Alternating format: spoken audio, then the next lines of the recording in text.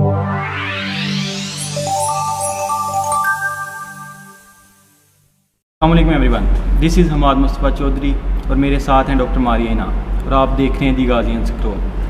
आज का हमारा टॉपिक है how to become a captain doctor as an MBBS student, या कैसे आप MBBS के बाद या ड्यूरिंग MBBS कैप्टन डॉक्टर बन सकते हैं।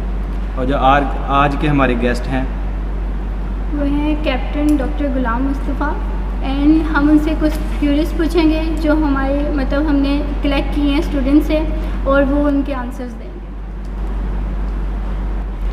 कैप्टन डॉक्टर गुलाम मुस्तफ़ा के बारे में मैं थोड़ा सा ब्रीफ इंट्रो दे दूं कि वो हैं गार्जियंस G7 से उनका ताल्लुक़ है। Captain doctor Ghulam Mustafa DG Khan में तो किसी तारीफ़ के मोहताज नहीं, as a captain doctor select हो चुके, लेकिन दूसरी पब्लिक के लिए मैं चाहूँगा कि वो अपने आप को थोड़ा सा इंट्रोड्यूस करें।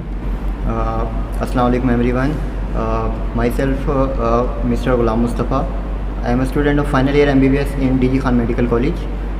Recently I have been selected as M cadet and captain doctor in the last recruitment test of Pakistan Army.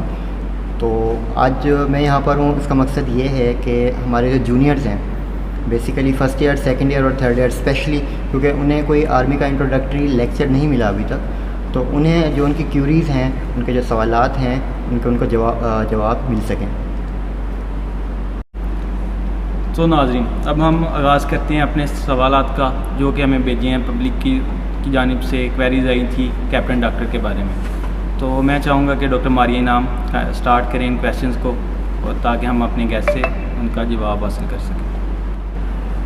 Ji sir, तो एज अ गर्ल मैं आपसे एक क्वेश्चन करना चाहती हूँ कि क्या गर्ल्स जो हैं वो MBBS के दौरान या बाद में कैप्टन डॉक्टर बन सकती हैं, और अगर वो बन सकती हैं तो उसका क्या प्रोसीजर है, काइंडली आप बता दें।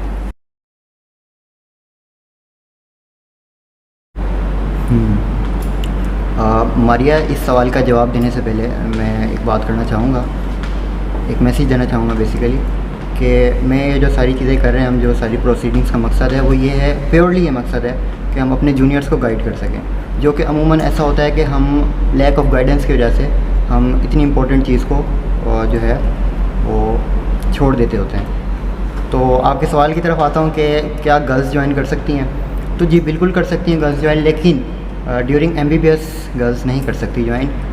या तो FSC के बाद ज्वाइन कर सकती हैं या फिर MBBS कंप्लीट करने के बाद ज्वाइन कर सकती हैं। ड्यूरिंग MBBS ज्वाइन करने का जो एक वो है, वो लड़कों के पास ही है सिर्फ। तो हमारी गर्ल्स तो MBBS के दौरान ही कर सकती हैं, तो आपका चांस तो हो गया मिस।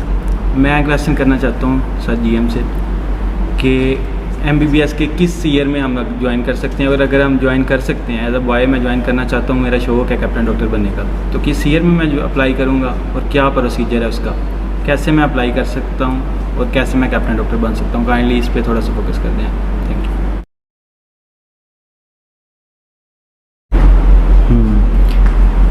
तो हम आज इसको हम ऐसे करते हैं कि दो पाथवेज में डिवाइड करते हैं, एक साइड पे गर्ल्स, एक साइड पे बॉयज़, ठीक है। अब गर्ल्स का तो मैंने बता दिया क्लियर कि वो ड्यूरिंग MBBS नहीं कर सकती, वो या तो FSC के बाद करेंगे या MBBS कंप्लीट करने के बाद करेंगे। अब जो बॉयज़ हैं वो अपना एंट्री टेस्ट देने के बाद भी ज्वाइन कर सकते हैं, यानी कि प्री मेडिकल FSC के बाद ड्यूरिंग MBBS भी ज्वाइन कर सकते हैं और आफ्टर MBBS भी ज्वाइन कर सकते हैं। जो FSC के बाद या एंट्री टेस्ट के दौरान पाकिस्तान आर्मी की ज्वाइनिंग होती है वो होती है AMC, आर्मी मेडिकल कॉलेज में एडमिशन के थ्रू।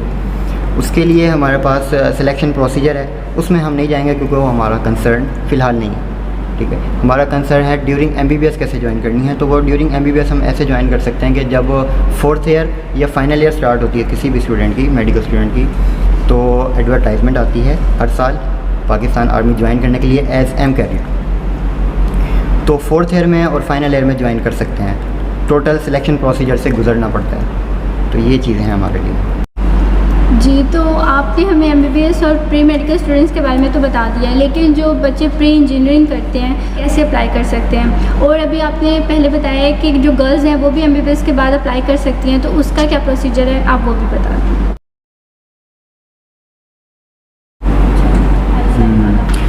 तो प्री इंजीनियरिंग स्टूडेंट्स बिल्कुल कर सकते हैं ज्वाइन, ठीक है। आर्मी के अंदर भी इंजीनियरिंग फील्ड्स हैं, आर्मी के अंदर भी सेम उसी तरह से सिलेक्शन क्राइटेरिया होता है इंजीनियर्स के लिए, तो वो भी कर सकते हैं डेफिनेटली।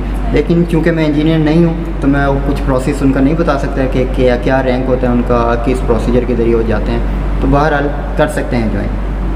और जहाँ तक बात है गर्ल्स के MBBS के बाद ज्वाइन करने की, तो बिल्कुल ऐसे ही है। गर्ल्स अपनी हाउस जॉब कंप्लीट करें, फिर एडवर्टाइजमेंट आती है न्यूज़पेपर्स में, वहाँ पर अप्लाई करें। उसके बाद इनका प्रीलिमिनरी टेस्ट होते हैं, फिज़िकल टेस्ट होते हैं, मेडिकल टेस्ट और सो ऑन जो उनका क्राइटेरिया होता है। उसके through as medical officer girls appoint होती हैं किसी भी CMH में, नियरेस्ट CMH में, और उनकी बिल्कुल ट्रेनिंग भी होती है। और तो सिंपली ये है कि वो कर सकती हैं sir join as medical officer, और उनकी अपॉइंटमेंट होती है एज कैप्टन।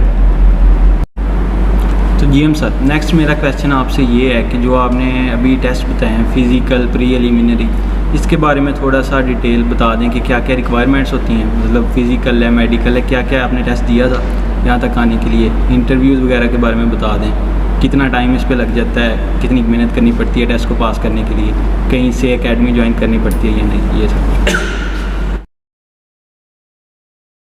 बहुत इंपॉर्टेंट क्वेश्चन किया आपने।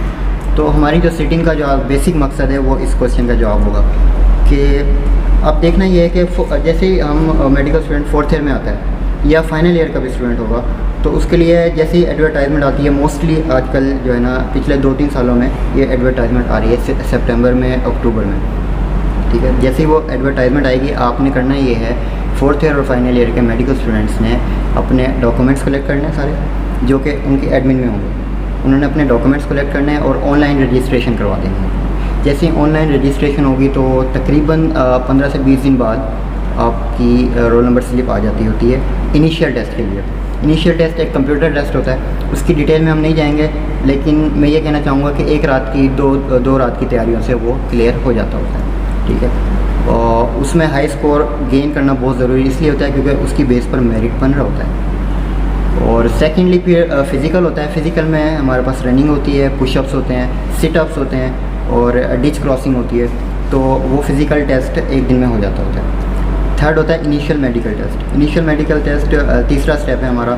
उसके अंदर जो विजिबल एबनॉर्मेलिटीज़ होती हैं ना, वही देख लेते होते हैं। जब ये तीनों चीज़ें क्लियर हो जाती हैं तो आपको कॉल आती है कि आप अपना पर्सनैलिटी टेस्ट दें। ये टेस्ट वहाँ होंगे जो आप सेंटर सेलेक्ट करेंगे, like CMH Multan, like Lahore, जो अवेलेबल सेंटर्स होंगे आपकी एडवर्टाइजमेंट में। जब आप ये चारों चीज़ें क्लियर कर लेंगे, फिर आपका हो जाएगा 4th ईयर का या फाइनल ईयर का प्रॉफ। उसके बाद आ जाना है आपका इंटरव्यू कॉल, अगर तो आपने अच्छा परफॉर्म किया है पिछली 4 चीज़ों में। इंटरव्यू कॉल आने के बाद आपने तैयारी करनी होती है। बेसिकली मेन चीज़ जो होती है इस पूरे प्रोसीजर में वो होता है आपका इंटरव्यू, जो कि आपका अब होना है प्रॉफ के बाद। इस इंटरव्यू में आपने अगर अच्छा परफॉर्म किया तो आपकी सिलेक्शन श्योर है, आपको कोई नहीं रोक सकता, आपकी सिलेक्शन श्योर है।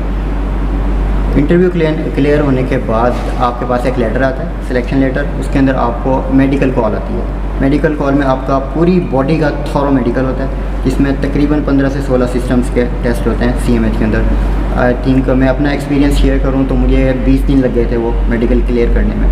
तो एक मेन काम वो भी होता है इंटरव्यू और फाइनल मेडिकल। जब फाइनल मेडिकल हो जाता है आपका तो आपकी रिक्रूटमेंट हो जाती है आर्मी में। फिर आपकी सिक्योरिटीज़ होती हैं। सिक्योरिटीज़ में आपकी फैमिली सिक्योरिटी, आपकी personal security, social media security, different जो स्टेप्स होते हैं सिक्योरिटीज़ के, वो सारी चीज़ें होती हैं और आप अपनी एम्प्लॉयमेंट ले लेते हैं।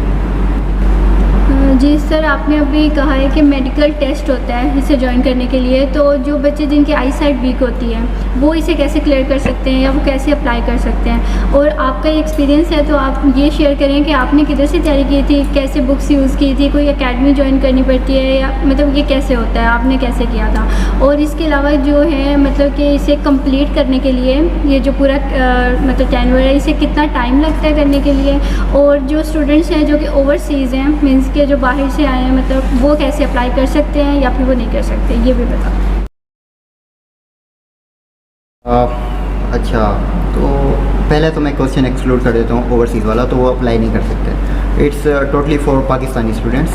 सेकेंडली मेरे एक्सपीरियंस के आपने पूछा तो मैंने कहीं से तैयारी नहीं की थी। टोटली मैंने घर में बैठकर सारा कुछ किया था। इनिशियल टेस्ट मैंने 2 रात में तैयार किया था और उसके अलावा इंटरव्यू के लिए मैंने कुछ वीडियोस ज़रूर देखी थी वीडियो ज़रूर देखी थी मैंने, लेकिन कुछ मेरा प्रीवियस एक्सपीरियंस था और कुछ बंदा वैसे एक दूसरे से पूछ लेता है, ठीक है। तो इंटरव्यू के लिए आपकी बेसिक स्किल्स चाहिए होती हैं, आपके बोलने के लिए स्किल्स चाहिए होती हैं। किसी स्पेशल एकेडमी को ज्वाइन करने की ज़रूरत नहीं है आपको। अगर आप खुद अपनी पर्सनैलिटी में और अपने जो कम्युनिकेशन स्किल्स हैं उनको बेहतर कर लेंगे तो डेफिनेटली इंटरव्यू आपका क्लियर हो जाएगा। और थर्ड क्वेश्चन आपने पूछा कि आई साइट असल में चेक की जाती है इनिशियल मेडिकल में। इनिशियल मेडिकल में आप 4th ईयर में पढ़ेंगे कि उसका एक मेथड होता है कि लॉन्ग साइटेडनेस और शॉर्ट साइटेडनेस उसको जज कर लिया जाता है। तो आई साइट में हमारे मेडिकल कोर में इतनी रियायत दी जाती है कि 4 से 5 नंबर तक की आई साइट को एक्सेप्ट कर लिया जाता है। हाँ, अगर कोई विजिबल डिजीज़ है कोई आई की, जैसे टेरिजियम है, डिफरेंट चीज़ें आप 4th ईयर में डेफिनेटली पढ़ेंगे इस चीज़ को, ठीक है। तो अगर कोई डिज़ीज़ है, ऐसी डिज़ीज़ है जिसकी कोई ट्रीटमेंट नहीं है, तो उसकी फिर वो बंदा मेडिकली अनफिट हो जाता है। मैं एक और चीज़ आपको बताता जाऊँ, आपके जहन में ज़रूर कन्फ्यूजन होगी है, डेफिनेटली मैं देख रहा हूँ कि मैंने तैयारी कहाँ से की, कौन सी बुक से की, कहाँ से डाटा लिया। तो इसके लिए ये है कि ISSB की बुक होती है पाकिस्तान आर्मी की, वो आप 2 घंटे के अंदर पढ़ सकते हैं। 2 घंटे के अंदर आप वो पढ़ लें तो आपको एक आइडिया हो जाता है कि कल मेरा टेस्ट में किस तरह के क्वेश्चन आने वाले हैं। सेकेंडली, आप प्रैक्टिस कर सकते हैं ऑनलाइन। इनिशियल जो पाकिस्तान आर्मी का टेस्ट होता है उसके हमारे पास प्रैक्टिस टेस्ट होते हैं ऑनलाइन, आप उनको भी प्रैक्टिस कर सकते हैं। तो आप एक रात में ये तैयारी कर सकते हैं, लिटरली आप एक रात में या 5 से 6 घंटे में ये तैयारी कर सकते हैं। और जहाँ तक बात रह गई इंटरव्यू की, इंटरव्यू में जैसे मैंने बताया कि आपको किसी एकेडमी को ज्वाइन करने की ज़रूरत नहीं है। आपने अपनी कम्युनिकेशन स्किल्स को इम्प्रूव करना है, अपने नॉलेज को बेहतर करना है, और आपने जो डाटा दिया हुआ है अपने बारे में, आपने अपनी साइकेट्री के बारे में, अपनी पर्सनल लाइफ के बारे में जो डाटा दिया हुआ है परफॉर्मेंस में, आपने उनको जहन में रखना है और उसी के मुताबिक आंसर्स करने हैं इंटरव्यू में। तो आपका इंटरव्यू इंशाल्लाह क्लियर हो जाएगा। ये भाई यहाँ में मैं आपसे पूछना चाहूँगा, जैसे आप अभी फाइनल ईयर MBBS के हैं तो आपकी सिलेक्शन तो हो चुकी है, नेक्स्ट क्या प्रोसीजर होता है कि हाउ जॉब आप यहाँ करेंगे गवर्नमेंट हॉस्पिटल में या आर्मी के हॉस्पिटल में जाएंगे, और इस दौरान आपको पे वगैरह मिलेगी, और कितनी देर का बॉन्ड होता है कि आपने ट्रेनिंग भी करनी है आर्मी की या नहीं, और उसके बाद कितनी देर पाक आर्मी को लाजमी सर्व करना है। तो ये सारे क्वेश्चन मैं चाहूँगा कि आप ऑडियंस को क्लियर कर दें, क्योंकि ये काफ़ी कन्फ्यूजन होती है।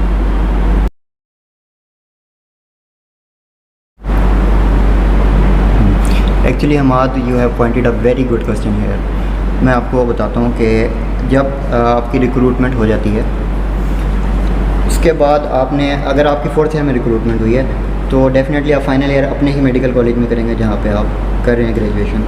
अगर तो आपकी हुई है फाइनल ईयर के बाद रिक्रूटमेंट, तो फिर आप हाउस जॉब CMH में करते हैं। वो डिपेंड करता है कि आपका रिज़ल्ट जो है फाइनल ईयर का वो किस ड्यूरेशन में आता है। अगर तो वो उनकी ट्रेनिंग ड्यूरेशन में आ जाता है, जो कि हमने करनी है 6 माह की training, BMT basic military training 6 माह की करनी है, अगर तो वो आ जाता है उनकी ड्यूरेशन में, तो आप डेफिनेटली फ़ौरन आप उधर शिफ्ट कर जाते हैं और ट्रेनिंग में शामिल हो जाते हैं। और अगर अनलकीली रिज़ल्ट लेट हो जाता है फाइनल ईयर का किसी भी वजह से, तो फिर आपको 6 महीने वेट करना पड़ता है ताकि आप नेक्स्ट बैच के साथ उसको ज्वाइन करें BMT को। फिर आप नेक्स्ट बैच के साथ जैसे ही ज्वाइन करते हैं तो आपको रैंक मिल जाता है आपको कैप्टन का। फिर आप किसी भी CMH में जो आपने सेलेक्ट किया होता है, आपके सिलेक्शन फॉर्म्स में आपने सेलेक्ट किया होता है CMH के मैंने हाउस जॉब इस CMH में करनी है, आप वहाँ पर जाकर एज कैप्टन डॉक्टर ज्वाइन कर लेते हैं। उसके अलावा आपने बात की बॉन्ड की। बॉन्ड के लिए मैं ये कहना चाहूँगा कि जैसे ही आपका फ़ाइनल मेडिकल क्लियर होगा, आपको तरतीब तो याद होगी आई हो कि हमारा इंटरव्यू क्लियर हुआ था, फिर एक फ़ाइनल मेडिकल हुआ था। जैसे ही फाइनल मेडिकल की फ़िटनेस मिलती है आपको, तो आप एक बॉन्ड साइन करते हैं जो कि होता है 6 साल का, 6 ईयर्स का बॉन्ड होता है। उस बॉन्ड का मकसद ये होता है कि आपने 6 साल के दौरान पाकिस्तान आर्मी ही को सर्व करना है। आप प्राइवेट क्लिनिक नहीं खोल सकते, आपको 2 साल के हार्ड एरियाज़ निकालने पड़ेंगे हाउस जॉब के फ़ौरन बाद। हाउस जॉब करेंगे, उसके बाद 2 साल हार्ड एरियाज़ से मुराद ये होता है कि पेरिफेरी जैसे बलूचिस्तान हो गया, कोयटा हो गया, हमारे कुछ सीनियर्स हैं वो कर भी रहे हैं इस वक्त, ठीक है। ये 3 साल हो गए। मज़ीद 3 साल आपने एज़ मेडिकल ऑफिसर CMH में, रिस्पेक्टिव CMH में आपने जॉब करनी है। तो ये सीधा बातें हैं जो आपके ज़रूरी हैं जानने के लिए। जी, तो अब आप ये बताएं कि कैप्टन डॉक्टर बनने के बाद हमें कितनी पे मिलती है और आप जो कि बन चुके हैं, मतलब आपका सिलेक्शन हो चुका है, तो आपको कोई मंथली अलाउंस मिलता है या नहीं मिलता। और जब आपने कहा है कि 6 साल का बॉन्ड साइन होता है, जब ये 6 साल का बॉन्ड कंप्लीट हो जाता है तो उसके बाद जो मतलब कि स्टूडेंट्स हैं, डॉक्टर्स हैं, वो अब्रॉड में ट्रेनिंग कर सकते हैं या नहीं कर सकते। इसमें बेसिकली मारिया ये होता है कि आर्मी ने जब सिलेक्शन हो जाती है तो जितना हमारी कॉस्ट हुई है 5 साल के दौरान वो हमें वापस पे करनी होती है। उन्होंने हमें इक्वल करना होता है AMC ग्रेजुएट्स को, क्योंकि उन्हें भी मंथली स्टाइपेंड मिल रहा होता है। तो टोटल अमाउंट जो होती है पर एनम वो होती है 2,22,000। तो 5 साल की ये हो जाएगी तकरीबन 11,10,000। ठीक है, अगर आपकी हो रही है 4th ईयर में सिलेक्शन तो आपको पूरी फाइनल ईयर में 18,000 थ्रू CMH मुल्तान और 25,000 थ्रू CMH रावलपिंडी, ये आपको एज स्टाइपेंड मिलता है। ठीक है, ये पूरा साल मिलता रहेगा। और जब आप ट्रेनिंग पर जाएंगे तो ये 11,10,000 से ये डिडक्ट हो जाएगा। ठीक है, I think you got it. और सेकेंडली आप ये स्टाइपेंड बता दिया मैंने, आगे पे बताता हूँ मैं कि जब आप CMH के अंदर अपनी एज कैप्टन डॉक्टर जॉब शुरू करते हैं तो आपको आपकी रैंक के हिसाब से पे मिलती है। जो कैप्टन की रैंक की पे होती है आई थिंक 72-75,000 होती है, वो आपको 6 साल मिलती रहेगी। इसके अंदर इंक्रीमेंट लगता रहेगा जो कि एनुअल इंक्रीमेंट होता है नॉर्मली। और अगर आप इस दौरान मैरिड हो जाते हैं, शादी कर लेते हैं, तो मैरिज इंक्रीमेंट भी लगता है डेफिनेटली इसमें। जी, और दूसरा क्वेश्चन कौन सा था आपका? 6 साल के बाद अब्रॉड में ट्रेनिंग कर सकते हैं। जी, आगे का ये है कि आपने 6 साल का बॉन्ड अपना मुकम्मल कर लिया तो आपके पास 2 ऑप्शन है, या तो आप कंटिन्यू करें आर्मी के अंदर ही, या आप रिज़ाइन करें और सिविल में आएँ। तो मैं being a part of Pakistan army यही मशवरा दूंगा कि आपने ऐसा नहीं करना, आपने आर्मी को कभी नहीं छोड़ना अगर ज्वाइन कर लिए तो। 6 साल के बाद कैरियर ये होता है कि आप जैसे ही हार्ड एरिया कंप्लीट करते हैं, यानी कि 3 साल बाद आप पार्ट 1 दे सकते हैं, आप पार्ट 2 में आपकी इंडक्शन हो जाती है। 6 साल के बाद आप अपना बॉन्ड एक्सटेंड करवाएं, आप 6 साल के बाद बंदा मेजर भी बन जाता है। ठीक है, कैप्टन की जो ड्यूरेशन होती है वो 6 साल होती है। 6 साल जैसे आपने एज कैप्टन गुजारे हैं आप मेजर प्रमोट हो जाते हैं।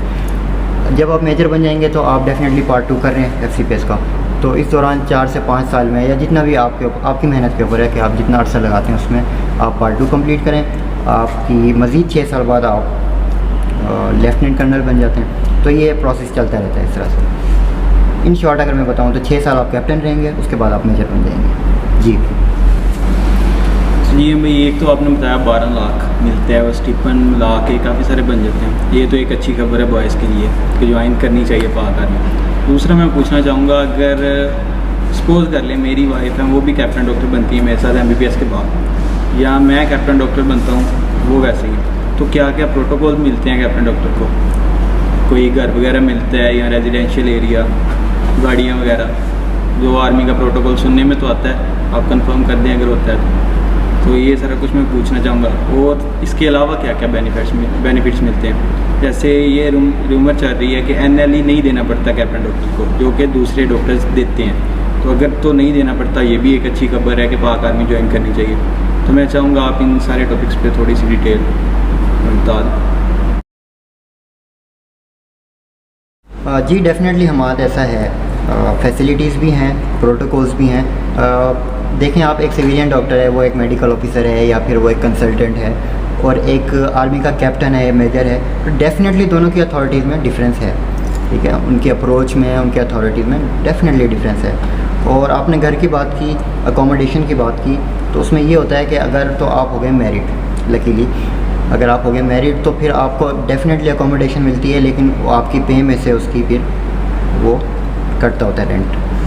आपकी फैमिली की अकोमोडेशन भी होती है, आपकी वाइफ की अकोमोडेशन भी होती है। और अगर आपकी वाइफ कैप्टन ही है तो ये गुड न्यूज़ है कि दोनों की जो पोस्टिंग होगी वो एक ही CMH में होगी, जहाँ जहाँ मूव करेंगे इकट्ठे मूव करेंगे। और लास्ट में आपने सवाल किया NLE आई थिंक, तो NLE का एज इट इज़ कोई क्लियर नहीं है अभी कि जो आर्मी ग्रेजुएट्स हैं वो देंगे NLE या नहीं। लेकिन एक चीज़ क्लियर है अभी तक, जो हमारे सुनने में आया है, जो हमारे सीनियर्स ने बताया सिलेक्शन के बाद, कि अभी तक ऐसा ही है कि आई थिंक हम एग्जेम्प्टेड हैं आर्मी वाले NLE से। लेकिन जब जैसे ही वो पार्ट 1 देंगे हाउस जॉब का 1 साल और 2 साल हार्ड एरिया के बाद जैसे ही वो हाउस पार्ट 1 के लिए अप्लाई करेंगे तो उन्हें NLE लाजमी देना पड़ेगा।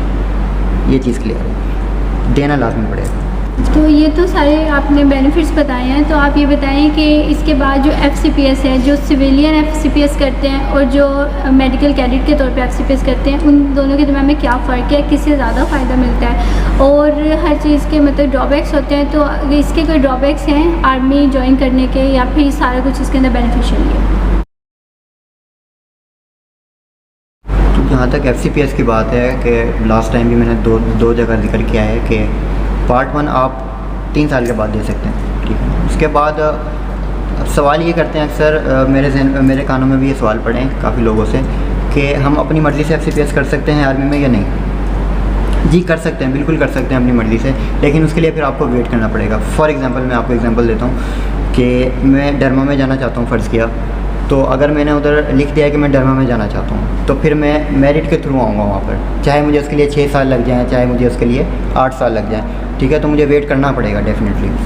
अगर मैं ये कहता हूँ ना कि सर मैं हाज़िर हूँ, जहाँ पर वैकेंसी हो मुझे FCPS करवा दें, तो डेफ़िनेटली 1 से 2 साल के अंदर मुझे इंडक्शन मिल जाएगी। तो FCPS डेफ़िनेटली हो जाता है। लोगों का मिसकंसेप्शन है कि FCPS में 8 साल लग जाते हैं, 10 साल लग जाते हैं, सिविलियन से पीछे रह जाते हैं, तो ऐसा बिल्कुल नहीं है, ज़्यादा फ़र्क नहीं होता। अब जो सिविल में हालात चल रहे हैं उसके मुताबिक मैं कहता हूँ कि बिल्कुल बराबर ऐसी कोई फ़र्क नहीं है FCPS में। और ड्रॉबैक्स की आपने बात की मारिया, तो ड्रॉबैक्स से डिपेंड करता है कि आपने डिसीजन किस मौके पे लिया है, ठीक है। अब फॉर एग्ज़ाम्पल मैंने फ़र्स्ट ईयर MBBS से ही डिसाइड कर लिया था कि मैं पाकिस्तान आर्मी को ज्वाइन करूँगा, तो मेरे लिए डेफ़िनेटली कोई ड्रॉबैक नहीं है यहाँ पर। डेफ़िनेटली मेरे लिए मुश्किलात आएंगी, हार्ड एरिया करूँगा मैं, 6 साल फैमिली से थोड़ा सा दूर रहूँगा और कुछ रिस्ट्रिक्शंस होती हैं, पर्सनल लाइफ में रिस्ट्रिक्शंस होती हैं, फैमिली लाइफ में रिस्ट्रिक्शंस होती हैं, तो वो मुझे बर्दाश्त करनी पड़ेंगी। लेकिन मेरा पैशन जो है ना वो उसको ओवरकम कर लेगा इंशाल्लाह। अगर कोई बंदा वैसे ही जा रहा है बगैर दिल के या बगैर किसी मोटिवेशन के, तो डेफ़िनेटली उसको ये वाली चीज़ें परेशान करेंगी कि वो 6 साल फैमिली से भी दूर है, उसकी पर्सनल लाइफ भी रिस्ट्रिक्टेड है और सो ऑन। सर आपने तकरीबन सारी क्वेरीज एक्सप्लेन कर दी हैं, तो क्या आप अपने यंग डॉक्टर्स को कोई मैसेज या कोई मोटिवेशन देना चाहेंगे? जी डेफ़िनेटली मैं ज़रूर मोटिवेट करना चाहूँगा अपने यंग डॉक्टर्स को कि Pakistan army very honourable, believe me कि इतनी रिस्पेक्ट है वहाँ पर, इतनी रिस्पेक्ट है कि आप जब एक दफ़ा वहाँ पर चले जाते हैं तो डेफ़िनेटली वहाँ पर पैसा कम है वहाँ पर, लेकिन आप उस चीज़ को जहन में ही नहीं लाते। इतनी रिस्पेक्ट है वहाँ पर, इतनी ग्रेस है और इतनी रिस्पेक्ट है। तो वैसे ही बंदे की ख्वाहिश होती है कि मैं किसी फ़ोर्स में मैंने प्रोफेशन को भी कंटिन्यू रखा हुआ है और मैं एक फ़ोर्स का भी पार्ट हूँ। सेकेंडली कि एक ये वाली चीज़ मैं ज़रूर कहना चाहूँगा, लोगों को कंफ्यूज होते हैं कि यार करें ज्वाइन या ना करें। देखें यार, अल्लाह पाक ने आपका रिस्क लिखा हुआ है पहले से ही, आपने उस चीज़ में परेशान नहीं होना कि रिस्क यहाँ पर कम है, वहाँ पर पैसा ज़्यादा है, यहाँ पर कम है। तो जितना रिस्क आपका लिखा गया है उतना ही आपको मिलेगा। अगर आपकी ख्वाहिश है पाकिस्तान आर्मी ज्वाइन करने की, तो डेफ़िनेटली आप आंख बंद करके ज्वाइन करें, कोशिश करें, मेहनत करें उसके लिए।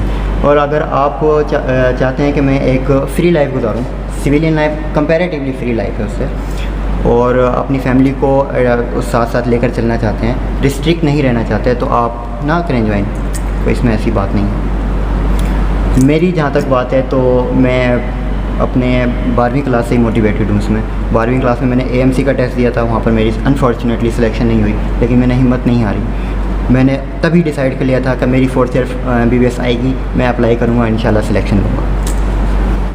तो अब तक हमने जितनी भी हमारे पास पब्लिक क्वेरीज आई हुई थी सबका आंसर करवा दिया GM भाई से।